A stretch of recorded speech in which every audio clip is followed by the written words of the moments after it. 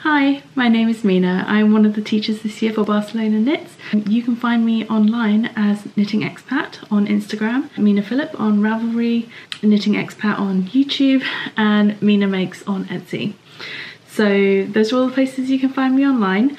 And I am going to be teaching 2 classes this year for Barcelona Knits. One is on marling yarns made easy, and the other one is pattern hacking, how to pick which size, how to make minor modifications, specifically with sweaters. We're talking about like garments, to get a better fit for you.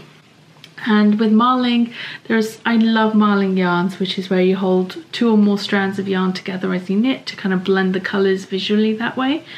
And it's it's something I absolutely love to do. I've been doing it for a while now, and I developed this class as a way of like a gentle introduction to marling, and to sort of demystify that aspect of the different methods of marling. I've come up with 7 different methods so far. There are so many different options, ways you can go with it. Honestly, the sky's the limit, and the class is just a starting off point, like a launch pad to sort of figure out for yourself the different methods that you want to use. And pattern hacking, as I mentioned, is about taking your gauge, your knitting, your style of knitting, and making minor modifications to get a better fitting garment at the end of the day. I started knitting in 2014, so 6 years ago? And it was sort of like just decided one day I'm gonna learn to knit now.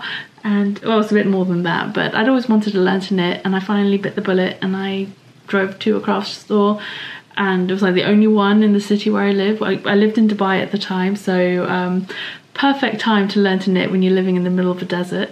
Not exactly the right weather for it, but I was determined and I did, and I'm self-taught entirely. YouTube was my learning mechanism for knitting. Pretty much since day one, I was altering and modifying designs because I was always substituting yarn because I could never find the yarns where I lived, and very quickly figured out how to make minor modifications, minor alterations, and then it finally got to a point where I was essentially designing my own projects. And so that's how I entered into the world of design. I also started a knitting podcast around the same time, and so it's all kind of grown together over the years. One of my signature things is that I absolutely love colour. I love playing with colour and texture with my knitting.